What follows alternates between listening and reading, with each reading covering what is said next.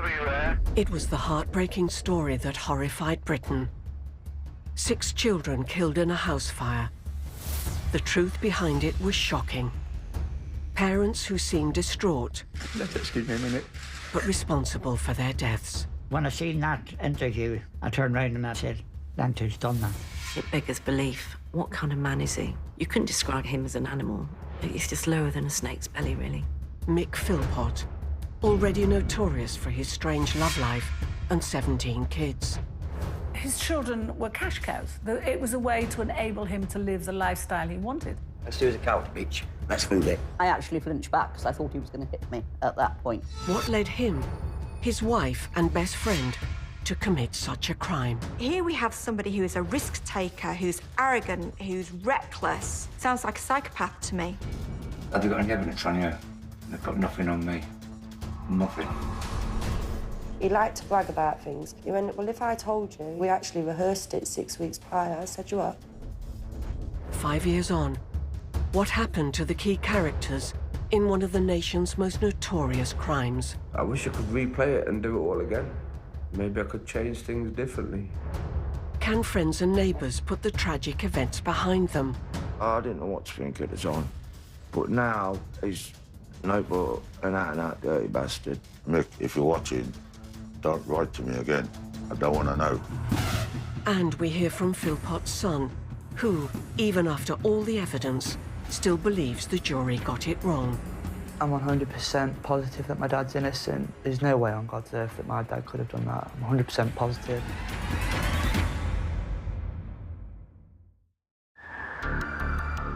The 11th of May 2012, 3:30 a.m. Derbyshire Emergency Services receive a horrifying 999 call.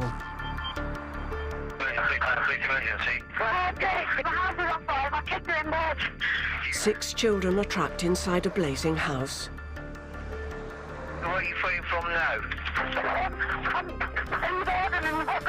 You're in the right back garden, 18 feet. What's your name, The children's distraught mother, Mairead Philpott, passes the phone to her husband, Mick. Got the fire service this way. Sorry. We've got people on the way. As the blaze engulfed the house, it woke neighbours Darren and Jamie Butler. I just jumped up, looked out the window and seen fire coming up the door. Ran into my brother and said, look, the house on fire. My natural thing was, there's kids in there, come on, let's get over there. My brother had already gone. And when I got there, the door was just... It wasn't a door, it was just... flames. Despite the intensity of the fire, Jamie made a desperate attempt to enter the house. Me knowing my brother, you know, he's gonna go in there and... Phew. So I'm panicking now, where's my brother? Jamie had managed to get into the burning house through a rear entrance, but was beaten back by the intense heat and smoke before he could reach the children. Never felt heat like it. It's the fire. Every step I took, it was too bad. Couldn't breathe. As the brothers tried to rescue the children, something about Mick Philpott's behaviour struck them. You know, Mick was doing nothing. He was more interested in Mairead than his children. They were in the house. I didn't see one attempt with Mick. Not one attempt. I was there from the start. Not one attempt by him. Or Mairead. Firefighters eventually managed to fight the flames, but tragically, it was too late. 5 of the children died at the scene from the effects of smoke inhalation. A 6th would later pass away in hospital. I have seen some things, and that is one thing I can honestly put my hand on my heart and say I wouldn't wish my worst enemy to see that. I lost a part of me, a big part, because I didn't feel that I did enough.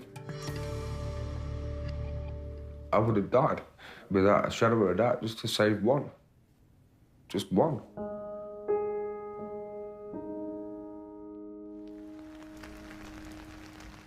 Jimmy Duffy is the Philpott children's grandfather.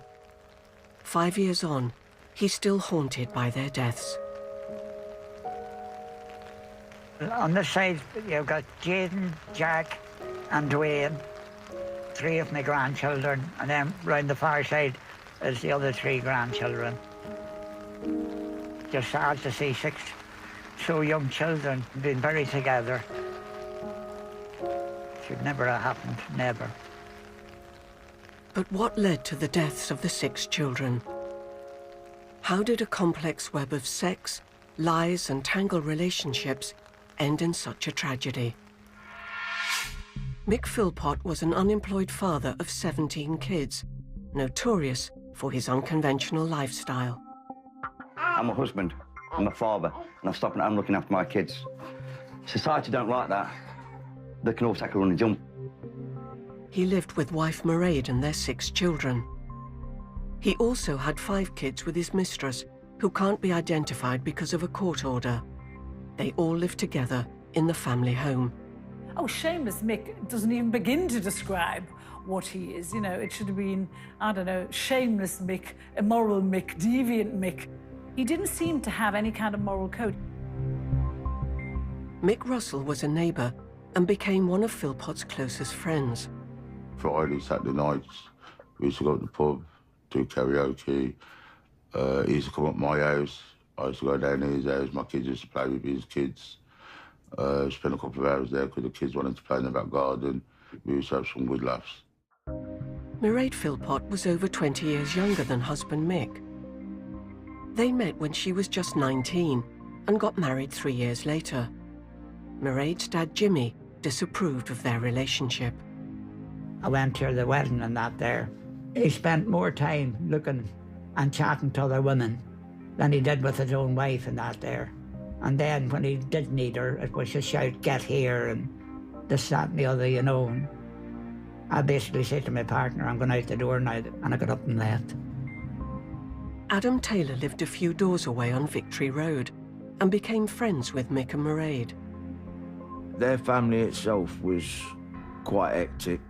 Obviously, there's him, 2 women, and 11 kids in one house. One of Mick Philpott's eldest children, Michael, has fond memories of staying at the house. Before my mum took full custody, I used to spend weekends with my dad and his wife and mistress and all the kids. To me, it was just normal. Just used to it. It worked. It was what I thought was one big happy family. But not all of the family agree. It's a ridiculous way to live. Why there should be a wife there, a mistress. That's not a proper family. Nobody can do, I couldn't do nothing like that. I don't think anybody would. He is a man who very much sees his success as a male through having multiple partners, having lots of children. He also has signs of being a psychopath, a lack of emotion, a lack of remorse, a lack of a real connection with both his partners and his children. The Philpotts' lifestyle and the reported £60,000 a year they claimed in benefits soon led to notoriety in the press. Journalist Carol Malone interviewed Philpott at his house on numerous occasions. Every time he had another child, we would go down and interview him in the council house that he was living in at the time. And it always staggered me to go to this house to see how they were living here. He seemed to have plenty of money, but it was his swaggering arrogance that used to get me. He used to say to me, this is my life, I'll live it how I want it. Everyone saw what Mick Philpott was. You know, he was a sponger. Philpott was determined to get the council to provide him with a bigger house. But when they refused, he used the local television station to make an appeal. He claimed he was forced to sleep in a tent in the garden. It's about a family that just needs a bigger house. Unusual, the fact is, yes, I've got all these children. Yes, I've got children from previous marriage, previous relationships. And I think a lot of people can't accept the fact I've got 2 women living with me. He loved being on TV and in the papers. He loved the fame. He loved the notoriety. In Derby, he actually used to sign autographs for people, which I found astonishing. You know, he was like, he's the benefits icon. Hello, I'm Anne. Hello, Anne. I'm Mick. Pleased to meet you. Very pleased to meet you too. More TV appearances followed. Former MP Anne Widdecombe spent a week with the family for a documentary about the benefits system. This is my wife, Mairead. Hello, Mairead. This is going to sound strange. This is my second wife. How have you got two wives? They don't allow it in this country. Well, no, but I class them as two wives. Mairead would be besotted with him. I mean, I'd have had no time for this guy at all. This is the caravan. This is the caravan, love, where Which you'll you be use sleeping. as a sort of spare room, yeah? Yeah. I mean, I sleep in here all the time, and the girls take it in turns in here with me. I'll have one night and one another night. He spoke to them in a very dismissive fashion. He quite often called them bitch. I think they were basically there to breed him meal tickets. Felt that he was sultan of a harem. Here he is with all of his women at his beck and call, and all of his children who are proof of his virility, proof of his masculinity. I think that he had a very exaggerated idea of what a man is, and he wanted everybody else to see him as that. There was undeniably a latent aggression. There was one moment when we were in a confrontation. You should be ashamed. I am ashamed, being at home. Go on, you go in there. You're a coward. Let's do as a coward, bitch. Let's move it. And I actually flinched back because I thought he was going to hit me at that point. Now, he didn't. But he was certainly the dominant one in the relationship with both women. Whatever he said was law. The women did everything for him. They did everything for the children. I didn't see him do much. In fact, actually, that's an exaggeration. I didn't see him do anything. The way he treated women was appalling, you know. He was manipulative and controlling. He controlled everything they did. But after years at Philpott's beck and call, 3 months before the tragic fire, his mistress did decide to leave him, taking her 5 kids with her. Mistress put up with it for ages, until one day she must have clicked in the head and grown up and decided to go, and she got out of it. Philpott was furious that his mistress had walked out. Having a woman dare to leave him would be a real strike to the ego. It would be enraging, because imagine the embarrassment for him. It's not so much about, well, I don't want to lose you because I'm attached to you. It's, you're my possession. You're not allowed to leave me. His children were cash cows. It was a way to enable him to live the lifestyle he wanted. The reason he got so upset with her was because he was a lot of money down. And that's why he wanted them back. It was Philpott's determination to get his children back that would lead to a shocking plot. One that would result in the deaths of 6 of his children. 5 years on, how are the rest of the family coming to terms with what happened? It's ruined my family, and it's ruined even the friends that were really close to us. It's devastated us.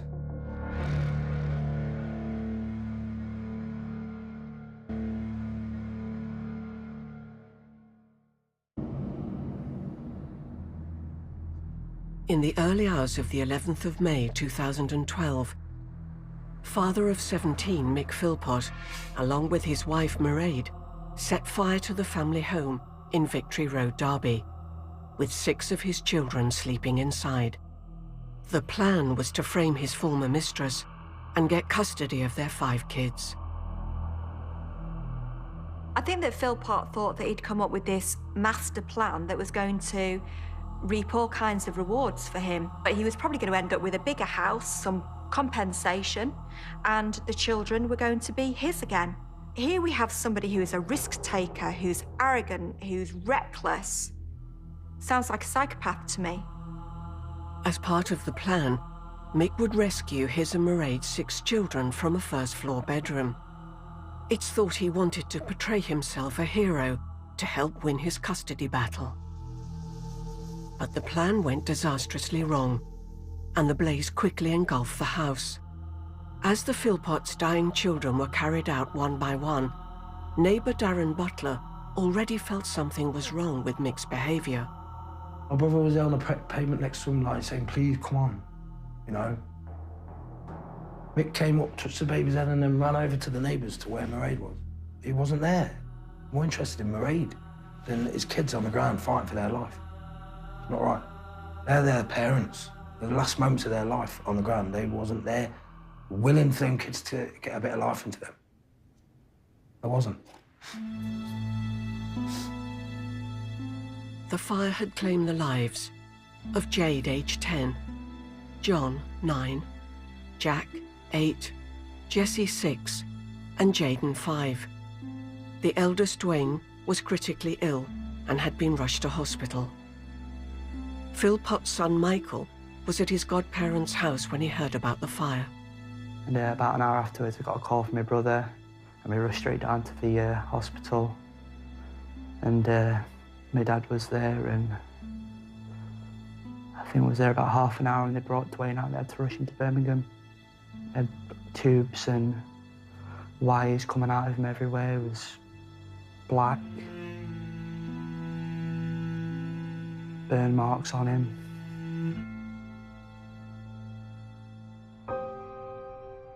Investigators were convinced they were dealing with a case of arson. Those who knew the Philpotts were already becoming suspicious. Witnesses reported they hadn't made any effort to rescue their children from the blaze. I said to my brother, something wasn't right there. And my brother said exactly the same. Something wasn't right. You know, before I said this to my brother, I'd been thinking over it in my head. Was it me just because of the fire? Was I in shock? Was he in shock? But nah, something wasn't right. The bodies of the children were taken to nearby Royal Derby Hospital. Mairead's dad, Jimmy, also noticed his daughter was behaving strangely. Mairead came out and run over to me, put my arms around her. She was shouting, but there wasn't a tear or nothing in her eyes. She just, you know, no tears, no nothing like that. I thought to myself, why ain't she upset? Why ain't she crying? There's not a tear in his eye either. There's 5 dead kids in there and 1 nearly dead kid. And there's not even a sign of a tear or anything. But obviously you couldn't point the finger at the time, could you? So in my mind I thought something wasn't right. In the aftermath of the fire, Philpott immediately told police that his ex-mistress had been sending him texts threatening to burn his house down. Following these allegations, she was quickly arrested. Well, I think the police had to act on that, and she was released on bail, so I think obviously she had an alibi, or they were satisfied that she had no reason. And what would be the motive? She's taken her children away from Philpott to get away from him with her family, so why would she want to do that? Over the following days, the Philpotts' already bizarre behaviour started to attract more and more suspicion. Close friend Mick Russell remembers visiting their one surviving child, critically ill 13-year-old Dwayne, in Birmingham Hospital. Went in to see the baby on the life support machine, and all of a sudden Mick shouts, "Mick!" So I turned round and he's grabbing this girl's butt and saying, "This is what I like," and I just shook my head like.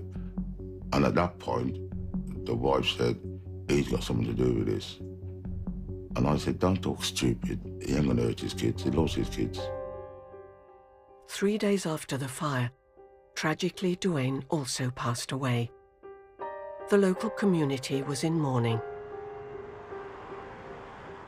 But Mick and Mairead were busy partying at their local pub. This grainy CCTV footage shows a hat-wearing Mick taking part in a karaoke session. I had a phone call off my friend one day, and he informed me that Mick Philpott was in the pub singing on the karaoke. And he was singing Suspicious Minds, and to me that's wrong. Come on, you've got to be happy to sing and joyful. How can you be happy and joyful when your 6 kids are laying in the morgue? The funeral of the Philpott 6 children was yet to take place, but Mick and Mairead told friend and neighbour Adam Taylor they were making plans for another church service. One night we sat here and we get a phone call off of Mick. Partner answers the phone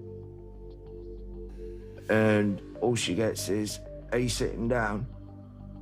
And she says, "Yeah, why?" He says, "Well, I hope you are.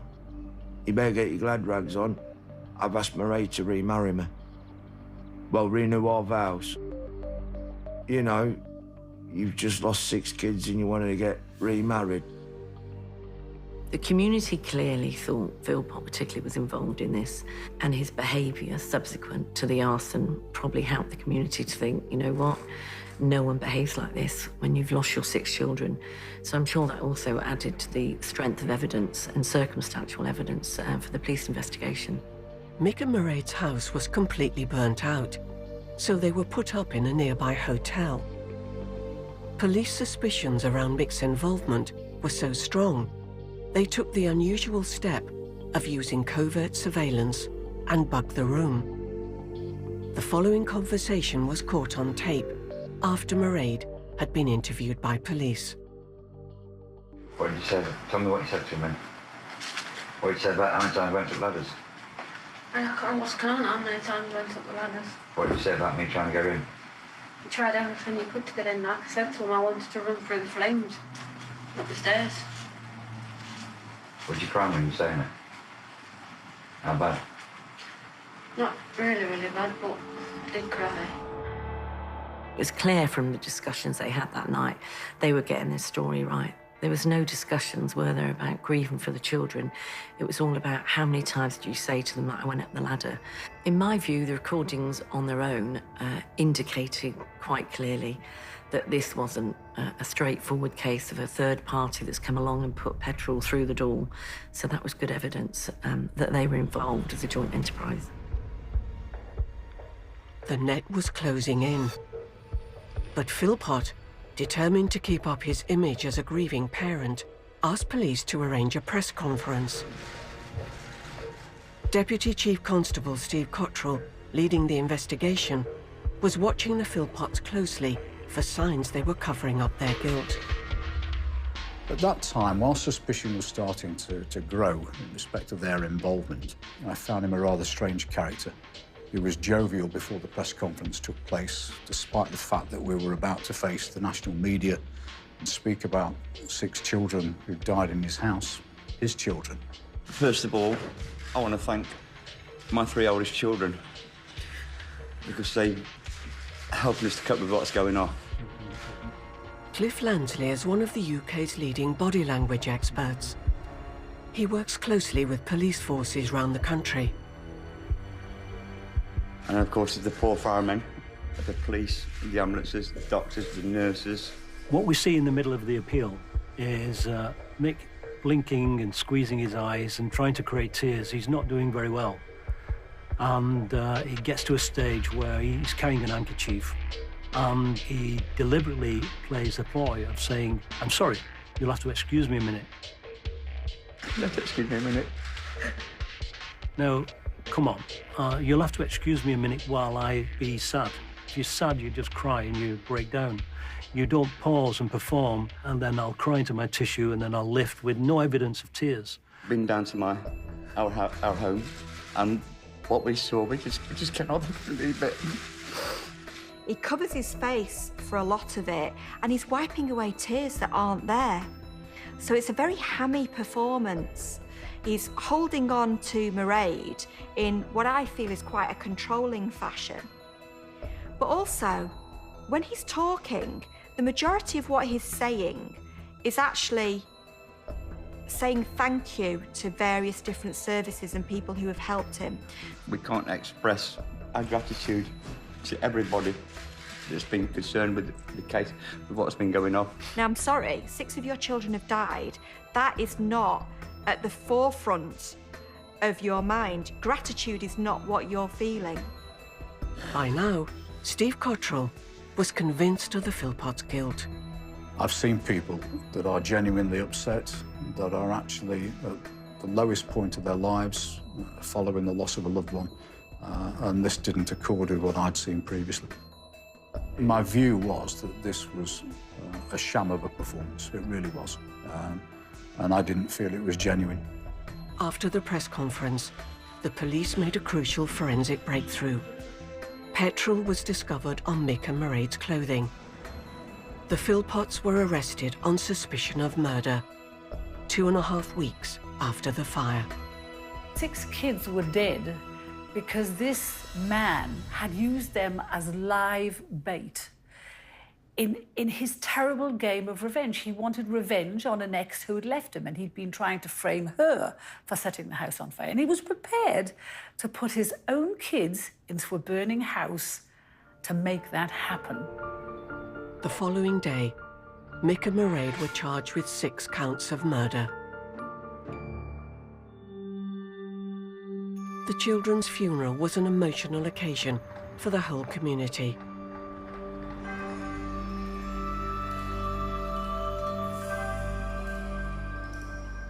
On the day of the funeral, there was me, my older 2 brothers, and some of the family members carrying the coffins. But before the funeral, we was basically told that my dad wasn't allowed to attend.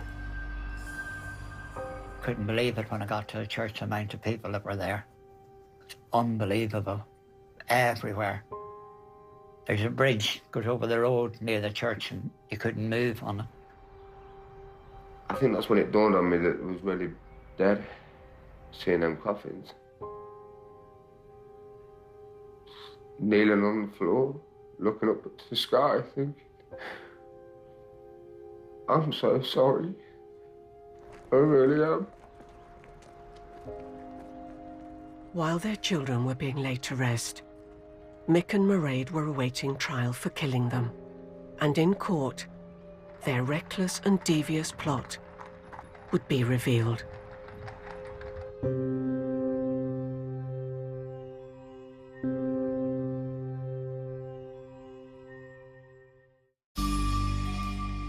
June 2012, the community of Allerton in Derby was reeling from the horror of a house fire which killed 6 children.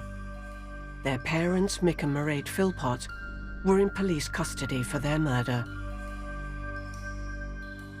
What goes on in someone's head that they can decide to light a fire in a house where their children are sleeping upstairs to get revenge on an ex-lover? But Mick and Mairead Philpott continued to deny any involvement. After first blaming Philpott's former mistress, they then claimed friend and neighbour Adam Taylor had started the fire with petrol from Philpott's garden strimmer. And then my house is then filled with police, and I have to strip off in my kitchen in front of them all just to put a set of overalls on and flip-flops to walk out my door in front of everyone out there staring. And then we had his kids took off us for a week. But police soon decided Philpott's attempt to frame Adam was simply not credible. It was horrible. My world had ended. To get arrested for 1 count of murder when you've not done nothing's bad enough, but for 6 counts on children. 5 years on, he's under no illusion about his former friend. I didn't know what to think at the time. I really didn't. But now, he's no but an out-and-out dirty bastard. In February 2013, at Nottingham Crown Court, the trial of Mick and Mairead Philpott began. For Mairead's dad, Jimmy Duffy, who attended the trial, there was an uncomfortable moment when his daughter accused him of sexually abusing her as a child. I've told people after people that she'd done it to see if she'd get a lighter sentence or something like that there. That was my opinion, that she'd done it to, you know, oh, we'll take pity on her because she's been abused as a child and that there. We show a little bit of remorse for her or something like that, but... Adam Taylor was called to give evidence about Philpott's attempts to frame him and the couple's behaviour following the fire. He told the court the Philpotts had misspent community donations after the tragedy. They've turned up here one night, Mick's all dolled up in brand new tracksuit, brand new trainers. Mairead comes in looking like a tennis player, truth be told. White dress up to her thighs, white shoes, sunglasses on her head. She walks in the kitchen to my partner and she goes, "Do you like my new shoes?" £80 they were. The court was told that it was Mick Philpott's idea to start the house fire. He persuaded his wife Mairead, but also close friend Paul Mosley, to help him carry out his plan. One key witness, Melissa John, revealed just how premeditated the fire was. This is the first time she has spoken publicly about the case, At the time, she was in a relationship with Mosley's nephew, the father of her children, and Mosley was a frequent visitor to the house.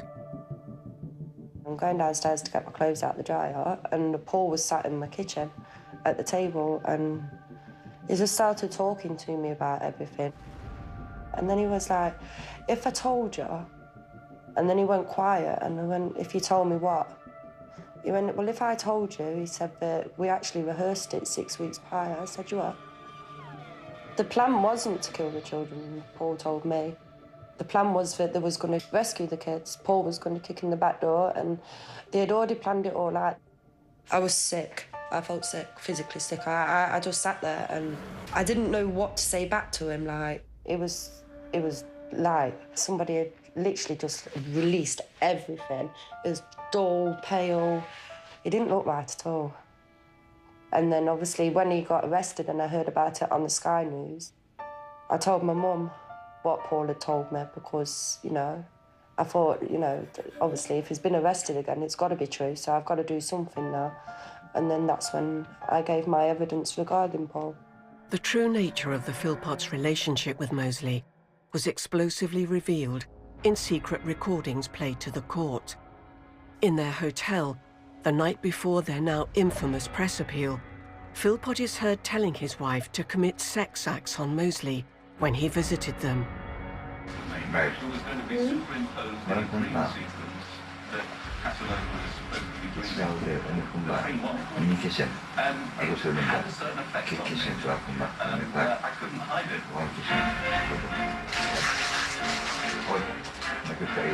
And she was The fact that Philpott asks Mairead to carry out sexual favours on Paul Mosley kind of not only shows his lack of real respect and genuine emotion towards his wife, but also how she's very much used as an instrument to make sure that Paul Mosley keeps on board and doesn't say anything to the police. And this manipulation is made clear later in the secret recording, after Mosley had left. I'm proud of you. I'm proud of you. But you didn't want to do it. I'm proud of you because you liked me. You said you wanted to do it. You didn't. So you know that your partner, who you are meant to love, doesn't want to do this, and she's a bereaved mother, but yet she's going to do it anyway because you want to save your own skin. It's disgusting. If you shrug off the idea of killing 6 of your own children, then frankly anything else goes, doesn't it? The police also bugged them in the van on the way to their first court appearance. It'll be all right. Have you got any evidence on you? They've got nothing on me. Nothing. But the police did have forensic evidence. Traces of the same petrol was found on the clothes of all 3 defendants. There was petrol on Mairead's pyjama bottoms. There was petrol on her underwear as well that she'd been wearing on the same night. Nothing would save Mick and Mairead Philpott and Paul Mosley from justice. On the 2nd of April, 2013, all 3 were found guilty of manslaughter. This has been a shocking case for everyone involved. 6 young children lost their lives needlessly in a fire, and all our efforts have been focused on getting justice for those children. Immediately afterwards, well, our front page headline was one word: justice. There is no doubt that there was a sense of total relief in Derby, because by then, of course, all the antics of Philpott had become clear. The idea that he would get off was so utterly appalling that it couldn't be contemplated. During sentencing, Mick Philpott's violent past was taken into account, including the attempted murder of a former girlfriend, whom he stabbed 27 times, a crime he served 3.5 years for. You'll look at Philpott's offending all throughout his life. Here's a man whose threshold is very low when it comes to engaging in physical violent behaviour. When his previous girlfriend simply wanted to leave him, he stabbed her and then stabbed her mother when she tried to intervene and defend her daughter. For killing his children, Mick Philpott was sentenced to life, of which he'll serve at least 15 years. Mairead Philpott and Paul Mosley were each sentenced to 17 years, and they'll serve at least half of those. The fact that Mairead got a lesser sentence to Mick Philpott kind of demonstrates how the courts acknowledged that maybe she had a more subservient role, and now he really was the mastermind of the events that transpired. Justice had been done, but even from jail, would Mick Philpott continue to have the power to shock? The letters shouldn't surprise me, but, you know, even when you say those words, when you repeat what he said, it's just sickening. Mick, if you're watching, don't write to me again. I don't want to know.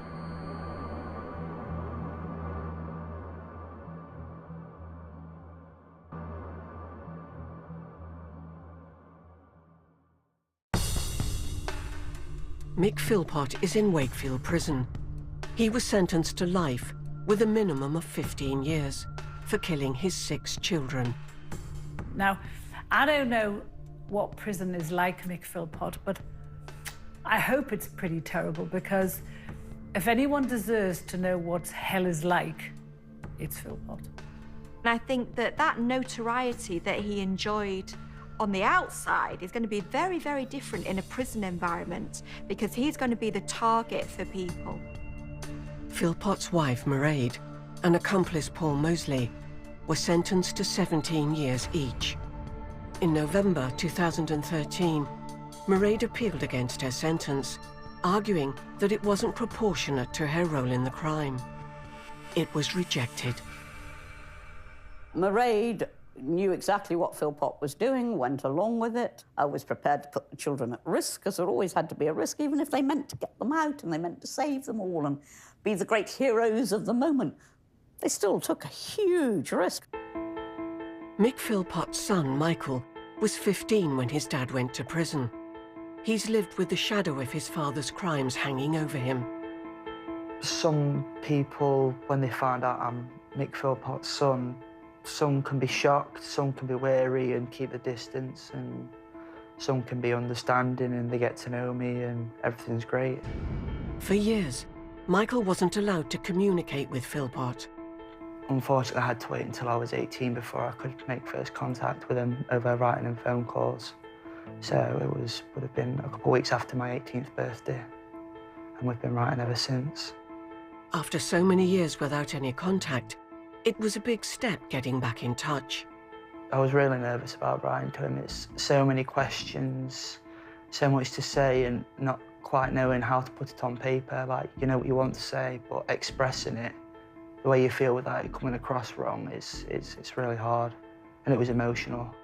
During their chats, Michael has gained an insight into how Philpott has been coping with life in prison. He's struggling, but he's working now. He spends a lot of time writing poems about the kids, drafting memories. He expresses how he feels in poems about their future and what they could have, how things would have been, and just stuff like that. His son isn't the only person to have had contact with Mick Philpott whilst he's been in prison. He's protested his innocence in 2 extraordinary letters to his former friend, Mick Russell. A while after Mick got locked up, I come downstairs one morning and the postman had been. I saw a letter and I could tell it was a prison letter. He's still saying he's innocent. He's going to appeal, but he's been saying that now for 5 years. But Philpott's claims of innocence are not the most shocking aspects of his letters. I've written a letter and he's saying, when me and Mairead get out, we're going to go up to the children's grave, get drunk, have sex. In fact, we'll probably rape each other. Which is the most depraved thing any father could ever say. The kids have just died and he's still on about sex.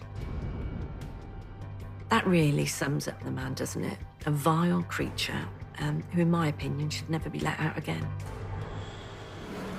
Over time, Philpott has given his son Michael a very different version of the story. He still insists he never started the fire, and Michael chooses to believe him. And I don't think he ever would do anything to jeopardise or put the kids in danger. Something that could go so wrong so quick. I don't believe he could have done it like that. There's no way on God's earth that my dad could have done that. I'm 100% positive. Someone's put it on him. Someone's used his bad name against him. If he got parole, Mick Philpott could be released in 2027, by which time he'll be 70. But it will be up to the authorities to decide whether he still poses a risk to the public. He'll go through a very rigorous risk assessment procedure, and somebody will be looking at his history and looking at what he's done in prison and whether he's addressed the issues and addressed the issue of his guilt. And they'll be looking at how they can manage him in the community and how they can link up with potential victims to keep them safe. If Philpott is released, Michael is worried about his safety and any repercussions. When my dad comes out, there's me and a few others that are worried about his safety. There's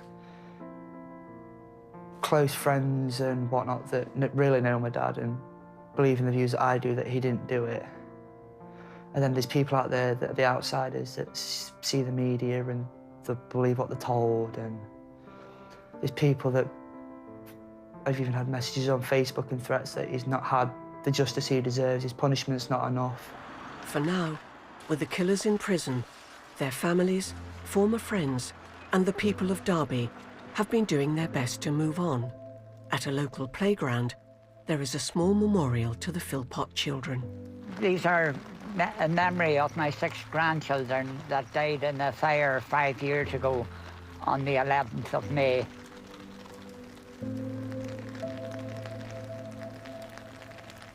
Sometimes it's hard to talk about them. You know, you have good days, you have bad days, but never forget them. Well, I come down here quite regular, and I go to the park quite regular, where there's another little memorial for the children as well. I mean, we asked for a memorial on Victory Road, and they ended up building houses and flats where the fire was.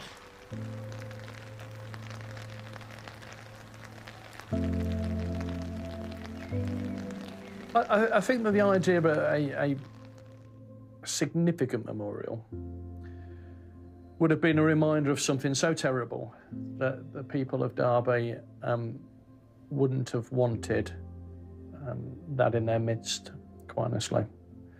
This was a one-off horror that cannot be forgotten and should not be forgotten. But it was a one-off horror. They are not representative of Derbyans, and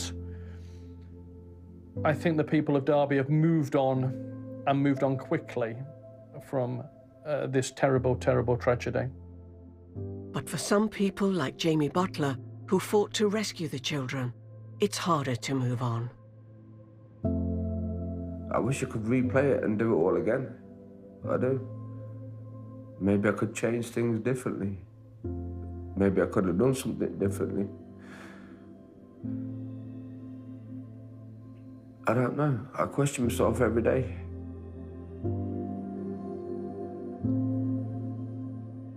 Jade, John, Jack, Jesse, Jaden and Duane were in their home in bed where they should have been safe when their own parents started the fire that killed them.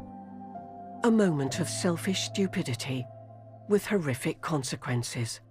I love my children dearly, but seeing a thing like that, it makes you realise that, you know, they can be here one day and gone the next. And I don't take life for granted no more, whereas I did before. I don't take life for granted no more.